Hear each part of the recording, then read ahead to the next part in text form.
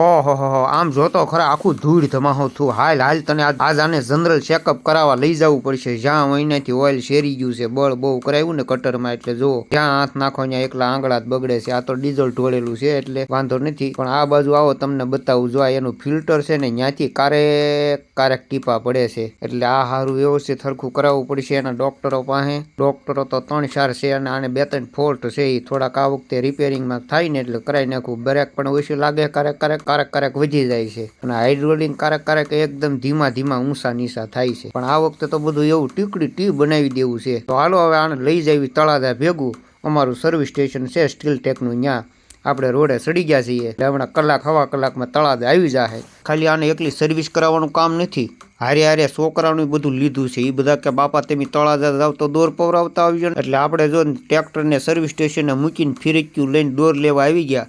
અને બાજીગર 4 રીલ પસંદ કર્યા. 700 રૂપિયાનું એક છે.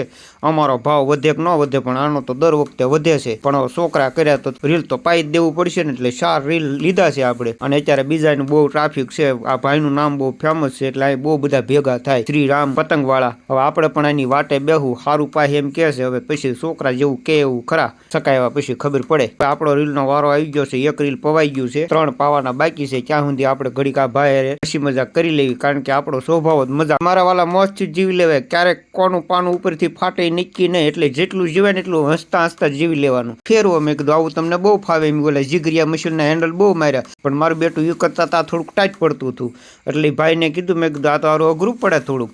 તે મને કે તેમ ઘડીક પોરો ખાઈ જાય તો બીજા પણ આપણી જેવા હરક પુદડા હોય, એટલે એને પછી મારું આખું રીલ પૂરું કરાવ્યું. એટલે આપણે ઘડીક આ બધું શૂટિંગ ઉતારીને પાછા બેસી ગયા હતા ઇન્જન. અને જો હવે આપણી ફિરકી પણ વટાવા મળી છે. ફિરકી મારી ગાડીના વ્હીલની જેમ આઉટ થઈ ગયેલી છે, રોદો બધું આવી ગયો હોય. હા, જો હવે આપણે સ્ટીલ ટેકના શોરૂમે આવી ગયા છીએ, અને આપણો ટ્રેક્ટરને એકદમ બધું કમ્પ્લીટ કરી દીધું છે. ભાઈ થોડોક અત્યારે આરામ ઉપર છે, એટલે આપણે એને ઘડીક શાંતિથી આરામ આપીએ, કારણ કે એ માણસ છે ને ભાઈ. હવે આપણે જે ફોલ્ટ હતા એ બધું કહી દીધું, એટલે એને સર્વિસ સ્ટેશનવાળા ભાઈએ બધું કમ્પ્લીટ વ્યવસ્થિત જો પૈસા લઈને જ બેસી ગયા હો મારા વાલા. હવે જો ગ્રીસ તો આ વખતે ખાસ શીખવાડવું છે, કારણ કે મામા ભાણીઓ 2 મથ્યા તો કેટલી જગ્યાએ ગ્રીસ કરવાનું ખબર જ ન પડી. આ વખતે પાક્કું શીખી લેવાનું છે, અને ઘણી જગ્યાએ ગ્રીસ કરવાનું આવે છે. અને 20 જગ્યાએ આ જો અમારા ફિલ્ટરિયા એવા ને એવા હતા, તો ત્યાં એને સાથ છોડી દીધો પદ્માની જેમ. હવે આ જો એનું લોહી બદલાવ્યું છે. લોહી અમારે દર વખતે આને બદલાવવું પડે. કોણ જાણે આને શું રોગ છે એ ખબર નથી પડતી. જ્યારે આવી ત્યારે એનું લોહી બદલાવું નીધ સારું ગરમ પડે. સડાવે ત્યારે એક બોટલ પણ 2500-3000નો ખર્ચો આવે છે. હવે ગ્રીસનું કામ શરૂ કરી દીધું છે ભાઈ.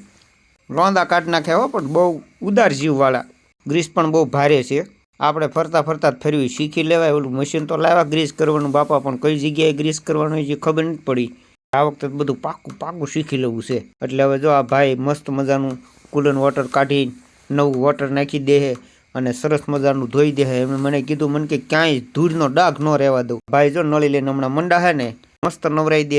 હજી તો આ પાણી લીલું છે, મને કે અમુક સમયે ફેરવું જ પડે. મેં કીધું ભાઈ આમાં આપણને શું ખબર પડે. મેં કીધું તો ફેરવી નાખો ભાઈ, ખર્ચા ભેગો ખર્ચો. ફૂલ પ્રેસિંગથી ધોવે છે, કારણ કે અમારા ભીનામાં બહુ આંક્યું ને, એટલે આને ગારો બહુ સોંટી ગયો. હવે જો છોકરાની પતંગ લઈ લીધી છે, ફિરકીઓ સાઈડમાં નાખી દીધી ને આપણે પગી ગયા ઘરે.